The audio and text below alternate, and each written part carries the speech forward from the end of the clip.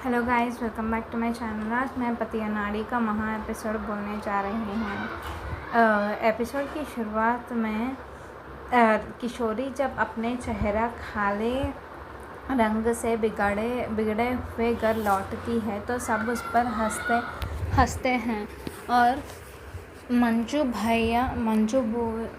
जी उसे ताना मारती है और दादी समझ जाती है कि ये शरारत उसके अनाड़ी पोते लाला की ही है।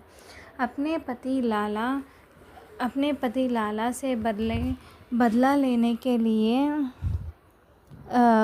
किशोरी उस पर पानी डाल देती है, जिसके बाद दोनों गीले कपड़ों में ही घर वालों के सामने आते हैं और लाला बच्चा बनकर अपनी माँ के पीछे छुप जाता है और कहता है कि ये तीखी मिर्ची उसे जान से मारना चाहती है।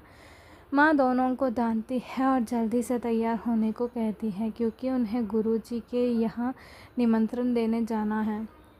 कमरे में आकर लाला बीमार होने का नाटक करता है तो किशोरी उसे बाम लगाने की कोशिश करती है, पर लाला उसे कमरे के अंदर आने से मना कर देता है, जिससे दोनों के बीच पंगा और बढ़ जाता है।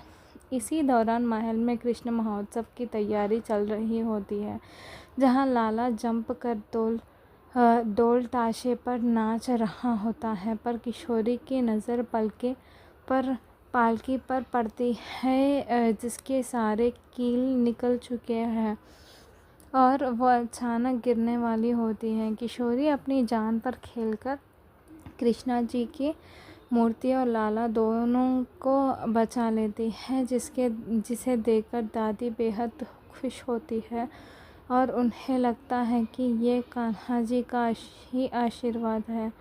दादी इस सबसे खुश होकर कृष्ण महोत्सव के पावन अवसर पर घर के अनमोल गहने और सभी जिम्मेदारियां मंजू के साथ से किशोरी को सौंप देती है, जो मंजू जी को बिल्कुल बर्दाश्त नहीं होता।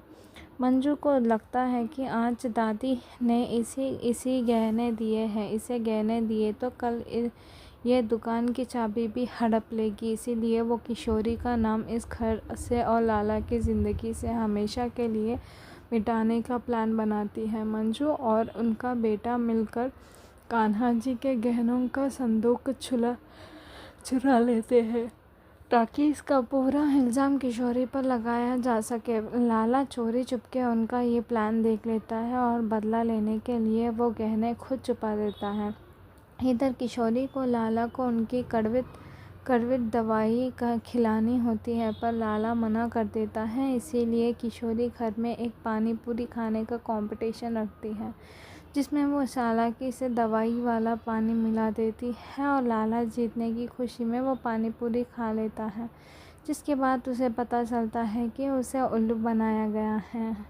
एपिसोड के आखिरी मोड पर किशोरी इनविटेशन कार्ड्स प्रिंट होने के लिए भेज देती है और रात को लाला को मनाने के लिए एक मज़ेदार शेर और पत्नी की कहानी सुनाती है, जिसे सुनकर लाला का दिल पिघल जाता है और वो किशोरी पर विश्वास करने लगता है और उसे कमरे के अंदर आने के लिए अपना गद्दा दे देता है, जिसे किशोरी खुश हो जाती है कि धीरे धीरे उसकी दोस्ती पक्की हो रही है। पर मंजू पर्दे के पीछे उन्हें बर्बाद करने की नई साजिश रच रही है। अब अगला एपिसोड में क्या होने वाला है वो देखा जाएगा। तब तक please wait watch and subscribe. Thank you so much.